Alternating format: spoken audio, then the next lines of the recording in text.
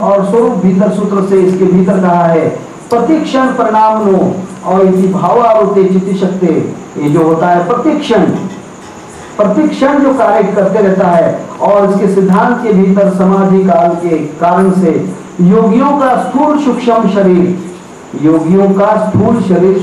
शरीर तुल्य परिणाम स्पंद चालू रहता है। परिणाम स्पंद स्थूल शरीर सूक्ष्म शरीर अपने आप कार्य करते रहता है।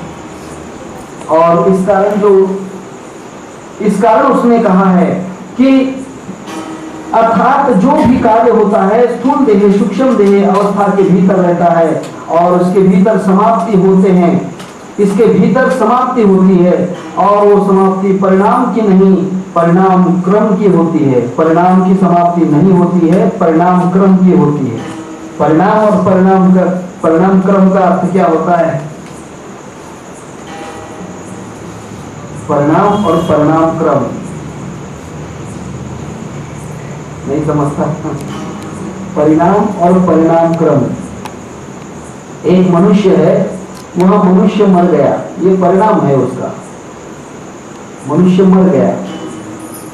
परंतु जो दूसरा मनुष्य वहीं से दूसरा प्रकट होकर गया, परिणाम क्रम है। अहिरावण की क्या अवस्था थी? अहिरावण जो था ये अवस्था उसने प्राप्त की थी, परिणाम क्रम अवस्था थी उसके अंदर। शरीर मृत होकर गया, फिर भी अनंत शरीर प्राप्त होते थे उसको, बार बार शरीर प्राप्त होते थे। परिणाम क्रम के अंदर शरीर अपने आप प्रकट होते रहता है और इसके भीतर परिणाम और क्षणोपजीवी रहता है। परिणाम क्षण अखंड जी नहीं सकता। परिणाम जो होता है 100 साल बाद में मनुष्य मर जाता है, 100 साल के बाद मनुष्य मर जाता है। परंतु योगी परिणाम क्रम हो जाता है, योगियों का शरीर परिणाम क्रम हो जाता है। योगी बार बार जन्म लेते हैं और इसीलिए उसने कहा है कि इस परिणाम के स्पंदन के भीतर क्षण हो जाता है और उसके भीतर परिणाम का एक क्षण अवलंबन रहता है। वहां पर उसके अनेक क्षण परिचय के भीतर आश्रय करते रहते हैं। अनेक क्षण वहां पर कार्य करते रहते हैं। एक शरीर नष्ट होने से दूसरा शरीर नष्ट, तीसरा शरीर नष्ट, बार बार शरीर नष्ट होते रहते हैं। और इस प्रकार उसने कहा है,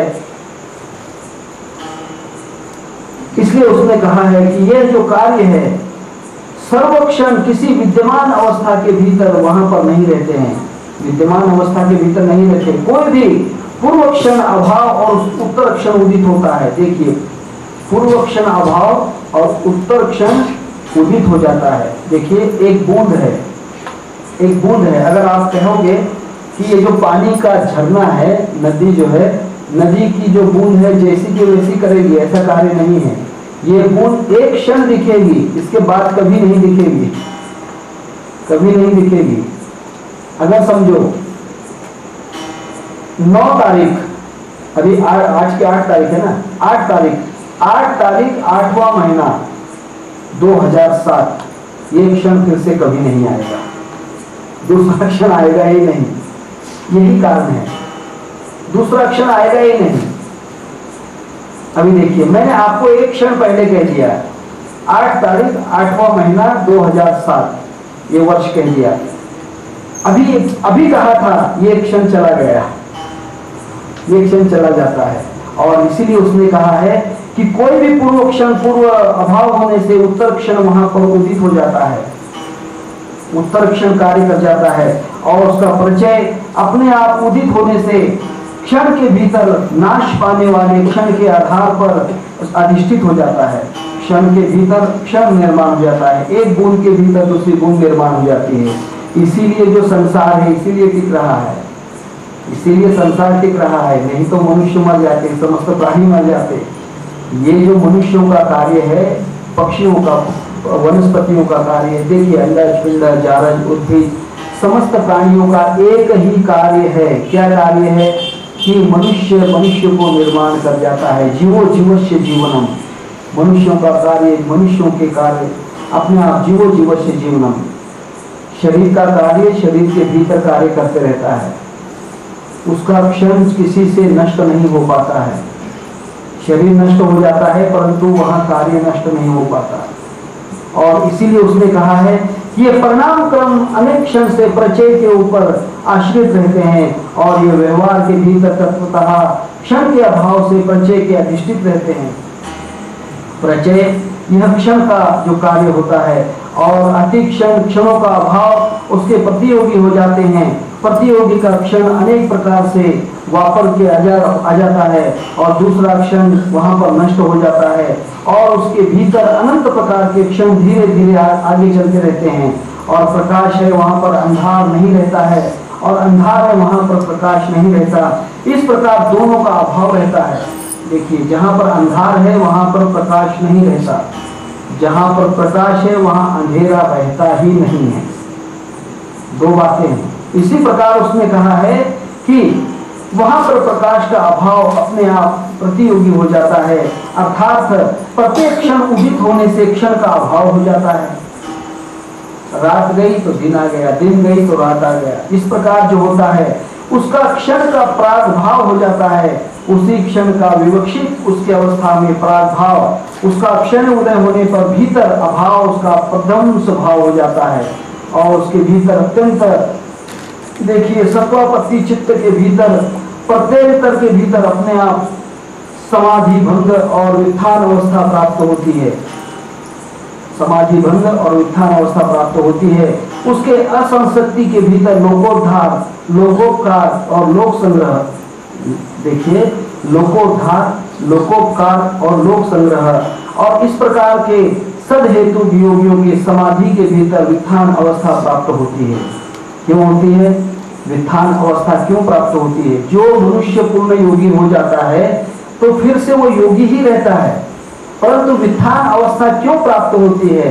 दूसरों को शिष्य बनाने के लिए, दूसरों को योगी अवस्था दिखाने के लिए। अगर वो उसी मार्ग से अगर चले गए तो फिर दूसरा सिखाएगा कौन? दूसरा कौन सिखाएगा? ये अवस्था कौन बतलाएगा?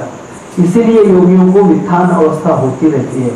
वित्थान अवस्था के भीतर वो संसार के लोगों को फिर से ज्ञान देते हैं। वित्थान अवस्था इसीलिए देते हैं, नहीं तो कोई आवश्यकता नहीं। योगी एक बार पूर्ण अवस्था में चले गए तो वित्थान नहीं होता है, परंतु योगियों की अवस्था वित्थान अवस्था के भीतर कार्य करती है। पदार्थ भाविनी इस भूमि के योगियों का चित्त वित्थान संस्कार के इतने क्षीण होने से उसके भीतर योगियों का समाधि भंग स्वतः और इसकी कोई भी प्रकार की आवश्यकता नहीं रहती है, समाधि भंग अवस्था नहीं रहती है। परंतु इसका कारण एक है, बुढ़ते हे जन देखवे न डोळा म्हणून कळवळा येत जीवा। हाँ, लोगों को सिखाने के लिए, समझाने के लिए कही है बात। फिर बात जो कही है, देखिए, भूतेंद्रियों के भीतर स्थूल सूक्ष्म देह धर्म और लक्षण अवस्था में 3 परिणाम होते हैं। उसके भीतर इसलिए कहा है कि पूर्ण अवस्था धीरे धीरे अपने आप कार्य करती रहती है। समस्त कार्य धीरे धीरे, अगर हम किसी को कार्य नहीं करवाएंगे तो फिर अगले योगी कहां से आएंगे? आगे आने वाले योगी कहां से आ सकते हैं? अगर पातंजल मुनि ने कहा है कि मैं दूसरों को ज्ञान नहीं दूंगा तो फिर क्या हो जाएगा? कुछ उपयोग नहीं होगा। इसलिए उसने ग्रंथ निर्माण किए, समस्त कार्य किए हैं। और इस प्रकार से उसने कहा है कि एक क्षण वहां के वित्थान अवस्था में संपूर्ण क्षण हो जाता है और उसकी निरोधावस्था पूर्णतः उदय हो जाती है। देखिए, एक क्षण के भीतर उसका अवस्था पूर्ण प्राप्त हो जाती है, ज्यादा देर समाप्ति नहीं होती। पूर्व क्षण जो वित्थान अवस्था की क्यों होता है? एक क्षण। व्यास मुनि की अवस्था कितनी देर तक? जब वो हस्तिनापुर में गए, जब उन्होंने अंबा और अंबालिका को पत्नी स्वीकार किया और जो विदुर की मां थी उसको पत्नी स्वीकार किया, उतने क्षण तक थे वहां पर, उसका कार्य नहीं। उसके बाद में वित्थान दशा में नहीं थे वो, उतने ही क्षण थे वो। ये बात थी, बाकी कुछ आवश्यकता नहीं थी। सिर्फ वीर्य पतन उतनी अवस्था थी, उतनी अवस्था के बाद वो फिर से समाधि अवस्था में चले गए। पराशर मुनि भी ऐसी अवस्था थी, नाव के भीतर, मत्स्यगंधा के भीतर संभोग किया और उतनी अवस्था शरीर के बाद में समाधि अवस्था में चले गए। यही बात थी और इसी कारण उन्होंने कहा है यही अवस्था तुर्य अवस्था की अंतिम ज्ञान की सप्तम भूमिका है।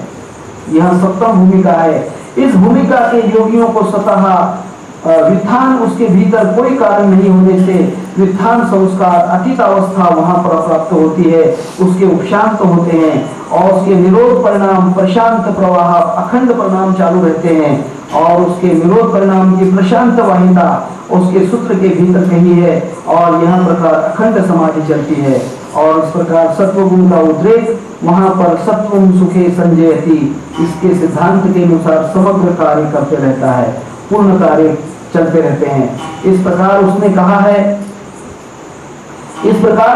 है कि चित्त के वित्थान संस्कार पूर्णतः से नाश, निरोध संस्कार पूर्णतः से उदित हो जाते हैं और उसके भीतर तुर्यगा वहां की अखंड समाधि के भीतर आनंद अवस्था वहां पर होते रहती है। अखंड समाधि, अखंड का मतलब कभी खंडित नहीं रहती है। अखंड समाधि मतलब वहां पर कोई भी अगर वित्थान आकर भी गया तो कुछ क्षण के लिए रहता है, फिर भी वह तुर्यगा के अंदर ही रहता है और यहाँ अखंड समाधि के आनंद भुवन की समरसता पाने के बाद वह निरोध अवस्था के परिणाम के भीतर कार्य करते रहता है और उसके भीतर उसने कहा है सुखोपभोग के क्षय होने से चित्त के विशुद्ध सत्व गुणों का कृतार्थ हो जाता है। उसके तीन ही गुण कृतार्थ होने से चित्त के परिणाम स्पंद रहने के भीतर प्रेरक और उसका न रहने से चित्त के निरोध संस्कार स्पंदन में वहां उपशांत हो जाते हैं, शांतता हो जाती है और उसके भीतर वित्थान शक्यता न होने से धर्म लक्षण और अवस्था इस प्रकार के परिणाम क्रम ही समाप्त हो जाते हैं। धर्म लक्षण और अवस्था यह पूर्ण समाप्त हो जाते हैं और इसलिए उसने कहा है कि इसके अगले सूत्र में 34वें श्लोक में ये कही है बात कि उसने ये कहा है कि पूर्वांत से अपरांत तक निशेषत्व से ग्रहण करने वाला निरोध परिणाम हो जाता है। त्रिगुण कृतार्थ उसके निरोध परिणाम के भीतर समाप्ति के बाद तो कोई भी नया धर्म उदित वहां पर नहीं होता है। पुनः धर्म लक्षण और उसकी अवस्था परिणाम उसके वहां पर पूर्ण समाप्त हो जाते हैं और यही अवस्था उसने कही है। इसके भीतर तुर्य अवस्था समाप्ति हो जाती है। यहाँ 34वां श्लोक आखिरी और सबसे बेस्ट श्लोक है। हाँ, 34वां श्लोक है, आखिरी श्लोक है। तब 34वें श्लोक में उसने कहा है पुरुषार्थ शून्यानाम गुणानाम प्रति प्रसव कैवल्यम स्वरूप प्रतिष्ठा व चिति शक्ति देती। ये कहा है कि पुरुषार्थ शून्यानाम गुणानाम प्रति प्रसव कैवल्यम स्वरूप प्रतिष्ठा व चित शक्ति देती। उसने कहा है कि जीव के भोग और उसके अपवर्ग प्राप्त करने के भीतर त्रिगुणों के रजोगुण तमोगुण सत्वगुण उसका कोई भी अर्थ वहां पर नहीं रहता। रजोगुण तमोगुण सत्वगुण कुछ भी नहीं रहते और उसकी वहां पर पुरुष शून्यता हो जाती है, पूर्ण शून्यता हो जाती है और उसकी पुरुष शून्यता प्राप्त करने वाले योगी प्रयोजन भाव से ही अपने आप उपादान कारण विलीन हो जाते हैं, अपने आप कारण विलीन हो जाते हैं और यह उसका प्रति प्रसव हो जाता है। प्रति प्रसव व्यास मुनि क्या थे, उसने प्रति प्रसव किया। धृतराष्ट्र और जो पंडु जो था उसके लिए प्रति प्रसव किया और इस प्रकार यही अवस्था कैवल्य अवस्था है। इसी को चिति शक्ति चेतन पुरुष अवस्था के भीतर वृत्ति के स्वरूप नहीं पाती है। कैवल्य अवस्था इसे कहते हैं, आखिरी कहते हैं और इस अवस्था के अंदर जो अनंत प्रकार के सिद्धियों के नीति सिद्ध स्वरूप के भीतर प्रतिष्ठित होने के भीतर कैवल्य अवस्था इति है पदम शास्त्र समाप्त। ये जो कहते हैं इसका जो शास्त्र समाप्त हो जाता है यही निदर्शक कहा है। देखिए शास्त्र का आखिरी सिद्धांत जो होता है उसी के भीतर इति इति इति, इसके भीतर कुछ भी नहीं, इसके आगे कुछ भी नहीं, इसके आगे कुछ भी नहीं। ये उसका पूर्ण अनुभव कहा है, इसके आगे अनुभव है ही नहीं, ये उसने कहा है। इसके लिए उसने कहा है कि इदम में स्यात्, इसके अर्थ से मैं जानता हूं। इस प्रकार की जो इच्छा उसका काम हो जाता है, यह जो इच्छा हो जाती है इंद्रियों के स्वभाव का बहिर्मुख होने से बाह्य विषयों के पीछे दौड़ते हैं और वाद विकास के चित्त विकास के आरंभ से काल से पक्षवादी भोग योनियों के भीतर मनुष्यों की गाढ़ अवस्था के भीतर असंख्य कार्य करते रहते हैं और इसी इच्छा शक्ति के विषयों के अनुलक्ष्य के भीतर विषय उपभोग के साथ साधन अपने आप साधन करते रहते हैं और इसके अनेक जन्मों के भीतर अनेक जन्मों के बाद अनेक जन्मों के कारणों से सुखम न तु सुखम तू न विना धर्मात तस्मातु परो भवेत। अर्थात सब बोध उत्पन्न होने से पुण्य शरीर का बोध उत्पन्न होने से फिर धर्मांतर चरण से समस्त सुख ही विनाशित हो जाते हैं। सुख भी वहां पर विनाश पा जाते हैं। सुख भी नहीं दुख भी नहीं, वहां पर सुख भी नहीं दुख भी नहीं। आवे न जावे मरे न जन्मे ऐसा निश्चय की ना साधो हम पूर्णम आत्म जीना। कोई भी अवस्था नहीं रहती है और उस अवस्था के भीतर जन्म से अनुभव से जन्म के कारण अनुभव से निश्चित होती है और उसके अविनाशी मोक्ष के उद्देश्य से मनुष्य योग वेदांत अध्यात्म शास्त्रों के भीतर कार्य करता रहता है। मनुष्य क्या करता है? मनुष्य बार बार जन्म लेता है, करोड़ों बार जन्म लेता है, परंतु योग मनुष्य जो होता है योग वेदांत इसका अर्थ ढूंढने का प्रयत्न करता है। मनुष्य की दौड़ कहाँ तक रहती है? दौड़त दौड़त दौड़िए जब लग मन की दौड़, मेरु तक पहुंचे नहीं रहे ठौर की ठौर। परंतु जो मनुष्य वहां तक पहुंच जाता है, योग और वेदांत का पूर्ण अभ्यास कर चुका है, उस प्रकार के मनुष्य की सर्व धर्म अर्थ काम मोक्ष की चतुर्विध पुरुषार्थ के लिए प्राप्ति हो जाती है। चतुर्विध पुरुषार्थ धर्म अर्थ काम और मोक्ष चार प्रकार के पुरुषार्थ उसको प्राप्त हो जाते हैं। ये श्लोक कह दिए हैं मैंने, धर्म अर्थ काम और मोक्ष के विषय में प्रवचन हो चुके हैं।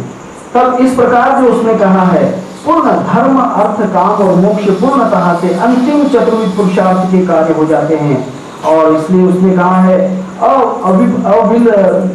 अविप्लवा विवेक ख्याति, अविप्लवा विवेक ख्याति और उसकी प्रज्ञा 7 प्रकार की प्रांत भूमियों के भीतर कार्य करती है और वहां पर जो होता है प्रेप्सा, जिहासा, जिज्ञासा, चिकित्सा, शोक, भय और अतृप्ति, इसका सर्व प्रेरक शक्ति कृत कार्य होने से चित्त के भीतर अनंत शक्तियां कार्य करती हैं। चित्त के भीतर सत्व गुण भूयिष्ठ बन जाता है, पूर्ण सत्व गुण अवस्था हो जाती है पूर्ण। देखिए प्रेप्सा, जिहासा, जिज्ञासा, चिकित्सा, शोक, भय और अतृप्ति, ये जो 7 भूमिकाएं हैं इसके भीतर पूर्ण सत्व गुण चित्त हो जाता है और इस कारण उसने कहा है कि जो केवल निर्विषय और अतीन्द्रिय आनंद लेता है, निर्विषय कोई भी प्रकार का विषय नहीं और अतीन्द्रिय आनंद लेता है, वहां उस प्रकार जो अत्यंत निर्विषय आनंद का उपभोग प्राप्त होता है उसी को निर्विषय आनंद प्राप्ति होती है। और इन दोनों के बीच में अज्ञान, उसके भीतर अज्ञान का लेश भी नहीं रहता, कोई भी प्रकार का अज्ञान नहीं रहता है और इसके लिए प्रतिप्रसव, इस प्रकार के प्रतिप्रसव सूत्र के भीतर वहां पर असंख्य उपादान कहे, कारण कहे हैं और एक के पदार्थ दूसरा पदार्थ उत्पन्न करना, एक पदार्थ से दूसरा पदार्थ, दूसरे से तीसरा, अपने आप जन्म चलते हैं। मक्खी से दूसरी मक्खी, छिपकली से दूसरी छिपकली, मनुष्य से दूसरा मनुष्य, ये जो कार्य अखंड चलते रहते हैं, ये कार्य चलते रहते हैं। दूसरों के बाद तीसरा, तीसरे के बाद चौथा, यह क्रम से उत्पत्ति का प्रसव होता है और इसी के उलट क्रम से कारण से योगी विलीन हो जाता है। देखिए तीसरा, दूसरा, पहला और विलीन, इसका प्रति प्रसव हो जाता है। देखिए समझ आई बात? समझ नहीं आई? क्या होता है? मनुष्य निर्माण करता है जगत के लिए, पुत्र में जन्म लेता है, पहला, दूसरा, तीसरा, और जब योगी कार्य करता है तीसरा, दूसरा, पहला समाप्त है। क्या होती है? अंतिम अवस्था होती है, अंतिम अवस्था हो जाती है। और इसके लिए उसने कहा है सात्विक अहंकार के अंतकरण हो जाते हैं। सात्विक अहंकार अंतकरण पंच ज्ञानेंद्रिय, राजस अहंकार पंच प्राण, पंच ज्ञानेंद्रिय, तामस अहंकार, पंच तन्मात्रा, उसके भीतर पंच स्थूल देह और पंच तन्मात्रा वहां पर हो जाती हैं। और इस प्रकार उसने कहा है विलीनीकरण हो जाता है, किस प्रकार समाप्त हो जाता है कार्य सृष्टि और अपने आप समष्टि रूप उपादान हो जाती है। इस प्रकार 17 तत्वों का जो सूक्ष्म देह है यह होता है, उसके भीतर समाप्त कार्य अपने आप विलीन हो जाते हैं। स्थूल देह नष्ट हो जाता है, सूक्ष्म देह कार्य करते रहता है, सूक्ष्म देह कार्य करते रहता है। अंतकरण उसकी ज्ञानेंद्रियां, उसकी आंखें, कान, स्थूल इंद्रिय गोलकों के भीतर रूप, रस, गंध इत्यादि ग्रहण, उसका सूक्ष्म ज्ञानेंद्रिय सात्विक अहंकार विलीन हो जाता है। पंच प्राण, हाथ, पैर और स्थूल ज्ञानेंद्रिय गोलक अपने आप चलते रहता है। कर्मेंद्रियां राजस अहंकार के भीतर अपने आप सात्विक राजस अहंकार के क्रम से अपने आप कार्य करते रहती हैं। इसीलिए सूक्ष्म देह स्व कारण के विलीन होने से और अर्थात स्थूल देह के संबंध न रहने से स्थूल देह अचेतन रहता है। क्या हो जाता है? स्थूल देह अचेतन रहता है, स्थूल देह अचेतन रहता है, परंतु सूक्ष्म देह कार्य करते ही रहता है। और इसी से सृष्टि क्रम अनुसार और क्रम प्राप्त से निर्मित अनंत मनुष्यों का व्याप्तिभूत पृथ्वी, आप, तेज, वायु, आकाश अपने आप समष्टिभूत और महानुभूतों का विलीनीकरण हो जाता है और यह संसार का कार्य समाप्त विदेह अवस्था में समाप्त हो जाता है। पूर्ण अखंड ये पूर्ण विलीनीकरण हो जाता है, समाप्त हो जाता है। इसीलिए उसने कहा है कि ये चित्त का स्वरूप नाश हो जाता है और इसके भीतर जीवन मुक्त अवस्था स्वरूप नाश हो जाता है। और इसके भीतर कहा है चित्त के स्वरूप के भीतर लीन होते ही, चित्त के स्वरूप के भीतर लीन होते ही अरूप नाश और उसके चित्त का रूप नष्ट हो जाता है, चित्त का भी नाश हो जाता है। चित्त का पूर्ण देखिए मनोबुद्धि चित्त अहंकार कर्मेंद्रिय ज्ञानेंद्रिय समस्त नष्ट हो जाते हैं और उसके चित्त ज्ञानेंद्रिय प्राण और कर्मेंद्रिय स्व कारण से विलीन होते हुए वह विदेही अचेतन अवस्था में पड़ जाता है और उसके स्थूल देह के पंचभौतिक घटक अपने आप स्थूल समष्टि भूतों के भीतर अपने आप विलीन हो जाते हैं। जल में जल, अगन में अगन, पवन में पवन समासी, बिना नींव का देवी देवता माटी में मिल जासी। जल में जल, अगन में अगन, पानी में पवन समासी, इसके अंदर कार्य हुए, पानी में पानी, अगन में अगन, जल में जल विलीन हो जाते हैं और उसके भीतर जीवन मुक्त होने का योगी स्थूल सूक्ष्म देह से कोई भी प्रकार का संबंध नहीं रहता, उसको विदेह मुक्ति अवस्था प्राप्त हो जाती है, विदेह अवस्था प्राप्त हो जाती है। और इसीलिए उसने कहा है विदेह अवस्था प्राप्त होने से जीवन चित्त के बाहर निकल जाता है। हम पूर्ण जीवन चित्त के अंदर कार्य करते हैं। हाँ, योग से चित्त वृत्ति निरोधा, जब तक आप वृत्तियां करते हैं तब तक आप चित्त की वृत्तियां करते रहते हैं, परंतु चित्त की वृत्तियां पूर्ण समाप्त होते ही चित्त को बाहर आप निकाल देते हैं, फिर आप पूर्ण ब्रह्म बन जाते हो, फिर कुछ अवस्था नहीं रहती। इसीलिए एक दृष्टांत कहा है संत तुकाराम जी का। संत तुकाराम किस प्रकार से विलीन हुए। बहुत से लोगों ने कहा है कि संत तुकाराम का मर्डर कर दिया बहुत से लोग कहते हैं कि संत तुकाराम तो मर गए, उनको तो मार दिया गया था। अंधश्रद्धावादी कहते हैं संत तुकाराम मर गए थे, मान लिया, फिर वहां बाद में क्यों आए, कैसे आए, 150 साल के बाद में कैसे आकर गए, यही कारण है, यही अनुभव की बात है। इसीलिए संत तुकाराम महाराज जी का दृष्टांत दिया है कि व्यवहार के भीतर चमत्कार करने की अनंत चमत्कारों की शास्त्रीय उत्पत्ति अनुषंग से बात कहना पड़ती है। बिल्कुल शास्त्रीय उत्पत्ति की बात कहते हैं। ये चमत्कार संत तुकाराम जी का है, संत तुकाराम महाराज का देह। ये संत तुकाराम महाराज जी का देह क्यों कहा है कि संत तुकाराम ही ऐसे थे क्या? नहीं, और लोग भी थे, अनंत लोग थे, ये बात कोई नहीं, परंतु संत तुकाराम महाराष्ट्र के थे, इसलिए मराठी का किताब है, इसलिए महाराष्ट्र के संतों का गुणगान किया है। इसीलिए संत तुकाराम महाराज का देह सैकड़ों लोगों के समक्ष इंद्रायणी के वालवंट के भीतर भजन करता रहा, वहां पर भजन करता रहा और उसके भीतर एकाएकी अदृश्य हो गया, एकाएकी अदृश्य होकर गया। संत तुकाराम महाराज वहां पर इंद्रायणी के भीतर कार्य करते थे, तो फिर वहां देह अदृश्य अपने आप कैसे होकर गया? तब उसके भीतर इस संबंध में भाविक भक्तों ने संत तुकाराम जी का सदैव स्वर्गवास इसकी कल्पना की है। संत तुकाराम जी देहा सहित तुका वैकुंठा से देहा सहित कहते नहीं, संत तुकाराम महाराज जी पूर्ण अवस्था के अंदर योग समाप्त थी, योग के अंदर उसने शरीर को विलीन कर दिया और इसके भीतर इतिहास उसका योग शास्त्र विज्ञ बुद्धिवादियों का कहता है कि जल समाधि ले ली। कुछ लोग जल समाधि लेते हैं, उसने संत तुकाराम जी ने जल समाधि ले ली, ऐसी बात नहीं है। इसके भीतर इस प्रकार का तर्क कहते हैं कि आप मतलब कि धूर्त के भजन अंग के अंदर निमग्न होते हुए वहां पे उसके इंद्रायणी के भीतर डुबा दिया। भजन के अंदर कुछ लोग कहते हैं कि ये तो इंद्रायणी में डूब गया, ये जो कार्य है इंद्रायणी में डूब गया, इस प्रकार के लोग कहते हैं। परंतु इन तीन उपपत्ति के भीतर ये बातें मिथ्या कही है, इसकी बात उसने कही है। अप्रस्तुत उसके विचार छोड़कर उसको योग सूत्र के आधार पर उसका सत्य ज्ञान जो है, सत्य भूमिका उसने कही है। देखिए उसने कहा है संत तुकाराम जी, ये कहा है कि इस प्रकार से योग दर्शन के ईश्वर प्रणिधान के समक्ष भक्ति योग के महात्म्य से मान्य करते हुए अत्यंत समाधि भावनार्थ क्लेश तनुकरणार्थ जो विक्रिया योग कहा है उसके ईश्वर प्रणिधान अंग कहे हैं।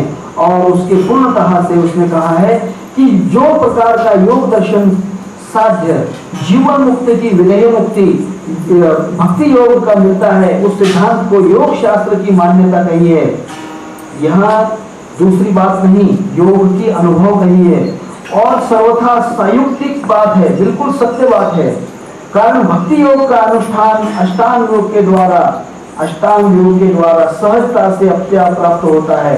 भक्ति योग पाया महाराष्ट्र ज्ञानोबा राय और उसके भीतर अनंत साधुओं का, अनंत महाराष्ट्र संतों का भक्ति योग के द्वारा देवालय कहते हैं। संत तुकाराम जी के कलश का उस पर संत तुका धाला से कलश, उसने कहा है भजन करा सावकाश तुका धाला से कलश, ये उसने कहा है। इसलिए उसने कहा है कि विराजमान होते हुए स्वतः संत तुकाराम ज्ञानदेव रचिला पाया। उसके लिए कहा है कि देखिए मैं किस प्रकार की बात कहता हूं कि भक्ति योग अनुष्ठान से महाराज को आत्मज्ञान की प्राप्ति और उसके अभंग रूप और उसके उद्धार से सिद्ध होते हुए सत्वापत्ति ज्ञान भूमिका को प्राप्त होने से उसकी सिद्धता प्रकट होती है, उसकी सिद्धता प्रकट होती है। उसकी सिद्धता लोगों के समझ में नहीं आती, ये जो उसकी सिद्धता समस्त लोगों के समझ में नहीं आ पाती है, क्योंकि संत तुकाराम महाराज जो थे अपना देह के साथ अपने आप विलीन होकर गए पूर्ण ब्रह्मांड के अंदर, पूर्ण ब्रह्मांड के भीतर विलीन होकर गए। तब संत तुकाराम आज भी हैं, अब भी हैं। संत तुकाराम महाराज आज भी हैं, अब भी हैं, इसमें कोई शंका नहीं, बिल्कुल शंका नहीं है। इसलिए संत तुकाराम महाराज जो थे अखंड उस प्रकार के साधना करते। भोले भाले लोग कहते हैं कि संत तुकाराम वैकुंठ में चले गए, वैकुंठ की बात नहीं है। संत तुकाराम महाराज विलीन होकर गए और उसके भीतर उसने कहा है सिद्धियों का, भोले भाले लोगों का इसका कहीं पर ज्ञान नहीं था, इसलिए उसने कहा है असंशक्ति ज्ञान भूमि के भीतर संदेह रहता नहीं है। भजनानंद के निमग्न होने से कितने देह भाव ही नहीं रहता है, उसके वहां पर विष्णुमय जग वैष्णवांचा धर्म इस प्रकार की बात होती है। उस प्रकार उसने कही है कि तुर्यगा भूमि के भीतर जीवन मुक्त अवस्था, तुर्यगा भीतर पूर्ण अवस्था प्राप्त होती है। उसी क्षण वहां पर जब क्षण प्राप्त होता है देहातीत 17 तत्व आप तेज वायु आकाश पृथ्वी, ये नहीं 17 तत्व, 5 कर्मेंद्रिय, 5 ज्ञानेंद्रिय, 5 प्राण, मन और बुद्धि, ये 17 तत्व। ये 17 तत्व प्राण अपान व्यान उदान समान, ये 25 तत्वों का शरीर प्रवृत्ति के संवेग मूलक विश्व के भीतर कार्य करते हुए नाग, कुर्म, कुरकल, देवदत्त, धनंजय, ये 5 प्रकार के उपप्राण, नाग, कुर्म, कुरकल, देवदत्त, धनंजय, ये वृत्तियों के स्वकारणीभूत रजोगुण में अंतर्धान प्राप्त करता है और मृत शरीर स्थैर्य आकार और उसका धर्म धनंजय और उस उपप्राण के भीतर उसके कार्य करते रहते हैं। मुख्य प्राण वृत्ति गौण, उप प्राण वृत्ति उसका कार्य अपने आप करते रहती है और इसके 5 प्राण परमाणु शरीर के भीतर अपने आप कार्य करते रहते हैं और उसके परमाणु के रविलय प्रविलय और समष्टिभूत पूर्ण शरीर का विनाश करते रहते हैं। संत तुकाराम महाराज शरीर पूर्ण क्षण से भक्तगण उसको दिखाई देते थे, परंतु उसको नहीं देख सकते थे। उत्तर क्षण के धीरे धीरे वहां पर शरीर को विनाश करके गए, अपने आप विलीन कर गए और भक्तगणों को अपने आप महाराज के शरीर संत तुकाराम महाराज अदृश्य होके गए। संत तुकाराम महाराज अदृश्य होकर गए और उसने सदैव वैकुंठ को प्राप्त किया। इस प्रकार से लोगों ने कहा है कि वैकुंठ प्राप्त किया और इस प्रकार की उपपत्ति प्राप्त करने से महाराज सदैव वैकुंठ चले गए। इस प्रकार का कोई भी प्रत्यय नहीं, परंतु ये बात सत्य है कि संत तुकाराम महाराज देहा सहित देह के साथ चले गए। और इस प्रकार यह जो प्रतिप्रसव है, यह जो प्रतिप्रसव है, संत तुकाराम जी का स्थूल देह, सूक्ष्म देह, परमाणु ईश्वर विराट और विलीन अपने आप विलीन हो जाता है और उसके उपाधि के नष्ट होते हुए उपहित चैतन्य सर्वाधिष्ठान भूत चैतन्य के विलीन हो जाता है। सर्वाधिष्ठान भूत चैतन्य के विलीन पूर्ण समस्त विलीन हो जाता है। और जिस प्रकार एक बात कहते हैं कि आईना फूटने के बाद, आईना जो होता है, ये जो आईना है, आईना फूटने के बाद जिस प्रकार परमाणु पृथ्वी पर विलीन होते हैं और उसके भीतर पृथ्वी के भीतर मिलते हैं और उसका प्रतिबिंब भूत तेजोनिधि सूर्य के अंदर विलीन हो जाता है और उसके अष्टांग योग के द्वारा योगियों का पौरुष प्रयत्न धीरे धीरे गति के भीतर सर्वभार ईश्वर के ऊपर, सर्वभार ईश्वर के ऊपर कहने के भीतर योग शास्त्र को मान्य नहीं है। और इस प्रकार उसने कहा है, स्व सामर्थ्य के भीतर अवलंबन रहने वाला भव नदी उसके पार जा सकता नहीं है। इसके कारण उसने कहा है कि ईश्वर रूप नावारी, ईश्वर रूप नाव चलाने वाला और भव नदी के बैल तीर उसके पार निकलने वाला, उसके पार निकाल देता है। यही उसके लिए कहा है यद गत्वा न निवर्तन्ते, यद गत्वा न निवर्तन्ते। इसलिए उसने कहा है कि भगवान ही पहुंचा सकता है, भगवान ही कार्य कर सकता है। इसीलिए उसने कहा है कि इसकी चैतन्य योग की अवस्था कही है। इसके आगे उसने कहा है प्रतिप्रसव के भीतर कहा है, 25वें सूत्र के भीतर जीवन मुक्त अवस्था उसका विचार कहा है। सत्वापत्ति, असंसक्ति, पदार्थ भाविनी और तुर्यगा, ये जो पूर्ण अवस्था है, सत्वापत्ति अवस्था, असंसक्ति अवस्था, पदार्थ भाविनी और तुर्यगा अवस्था, और इसका विचार प्राप्त करने से परिणाम क्रम की समाप्ति होते हुए धीरे धीरे अवस्था प्राप्त होते हुए धीरे धीरे अपने आप तुर्यगा अवस्था के त्रिगुण और उसका प्रतिप्रसव अपने आप प्राप्त होता है। और प्रतिप्रसव होते हुए जीवों की उत्पत्ति द्वारा वहां मुक्तता के अंदर अलग नहीं रह सकता है, फिर भी अलग नहीं रह सकता है, परंतु मुक्त ही रहता है। जीवन मुक्तावस्था में तत्वता योगियों की मुक्तावस्था प्राप्त ही रहती है। यहाँ शरीर स्थूल देह विद्यमान रहता है। शरीर बहुत कठिन है, बहुत कठिन बात है, शरीर विद्यमान ही रहता है। और इसलिए उसने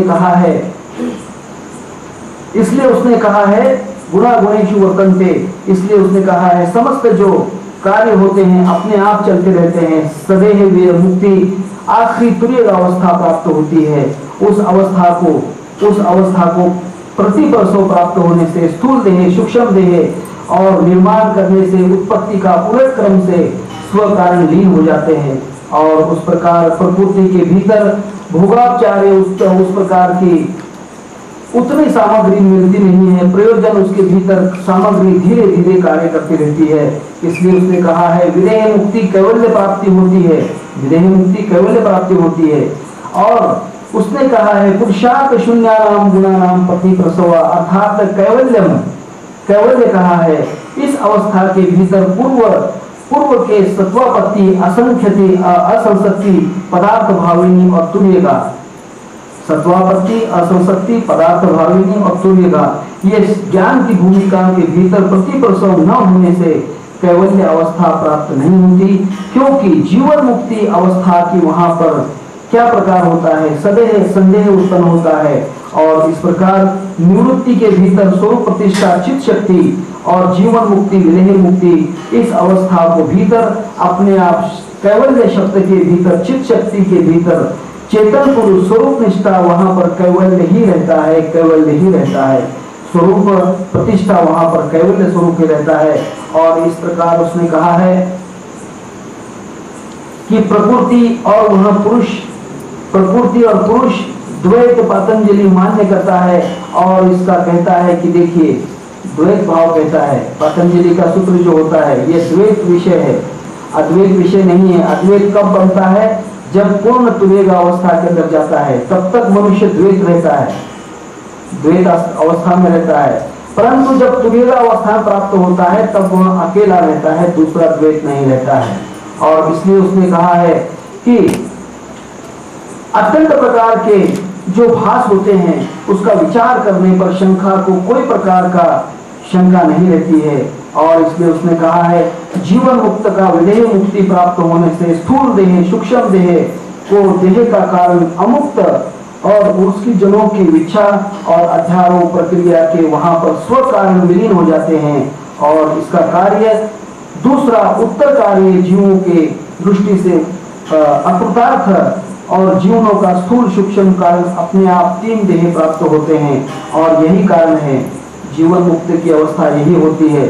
मनुष्य का देह जो होता है, मनुष्य का देह विलीन हो जाता है, परंतु गुड़ते ही जन देखवे न डोरा मनोनी करोड़ा ये तो जीवा। आज तक हमने पातंजलि और दर्शन शास्त्र कहा है, इस शास्त्र के अंदर कहीं मेरी गलतियां हो गई होंगी तो बिल्कुल हो सकती हैं, कहीं मेरी गलतियां हो गई हैं, क्योंकि मैं शास्त्र का बहुत कठिन बात है, शास्त्र का पूर्ण प्रवचन नहीं कर सकता हूँ, पूर्ण नहीं कर सकता हूँ। और समस्त जो अत्यंत जो गलतियां होती हैं उस गलतियों को आप मुझे मेरे तरफ भेज दीजिए, उसकी कोई चिंता नहीं है। गलतियां तो मनुष्य होती हैं, परंतु ये जो प्रवचन है, ये जो प्रवचन है, ये प्रवचन नहीं है, यह क्रियात्मक कार्य है, यह क्रियात्मक कार्य है। मनुष्य का कार्य क्रियात्मक होना चाहिए। मनुष्य में अपने साधन के भीतर रममान होना चाहिए, इसके भीतर समस्त हो सकता है, बिना साधन के कुछ नहीं। अगर आप साधना करोगे तो ही आपको प्राप्ति होगी, नहीं तो प्राप्ति नहीं। अभी आप 10 मिनट तक भगवान का स्मरण करेंगे, समस्त स्मरण करेंगे, हाँ एक साथ स्मरण करेंगे, आंखें बंद करके 10 मिनट तक स्मरण करना है।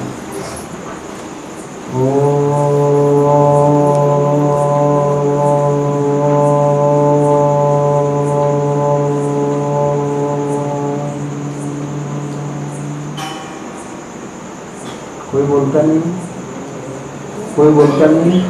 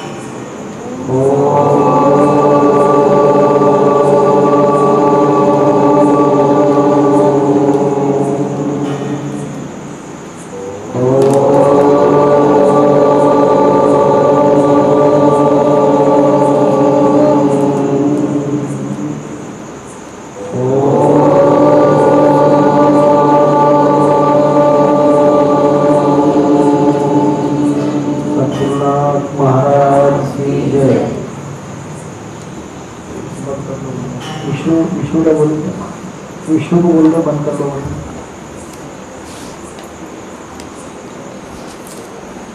यहाँ तक अपने कहा है, कल के दिन गाला करेंगे। आप सबने अपने अपने घर से जो भी रखनी हो, रोटी हो, कुछ भी लेकर आना है। कल शाम के मेरे ख्याल से 7, सवा 7 बजे शाम में शाम में 7:15 बजे तक अगर आएंगे तो बहुत अच्छी बात है। अपने अपने घर से, हाँ, कोई चिंता वाली बात नहीं है। और समस्त लोगों ने आने की इच्छा रखना चाहिए, किसी ने नहीं बोलना नहीं, परंतु हो गया है, कोई चिंता वाली बात नहीं। परंतु कल का दिन बड़ा ही अच्छा है, दिन है। अमावस के पहले जो कार्य हो गया है बहुत अच्छी बात है, बहुत अच्छी बात है। सद्गुरुनाथ महाराज की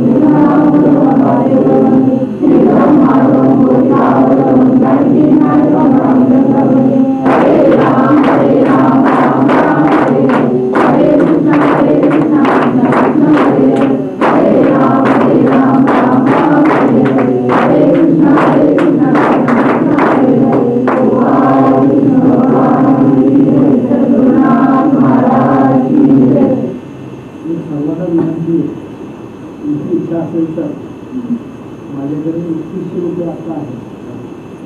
3100 माझ्याकडे ती बाई देऊन दिली समजा. बाकीच्या लोकांनी 100 रुपये जर सर्वांनी दिले आपलं मुकुट होऊन जाईल. म्हणजे आता 6,000 रुपयाचा मुकुट होईल. माझ्याकडे 3100 रुपये आहे. त्याच्यानंतर 100 रुपये दिले तर सर्वांनी मला किती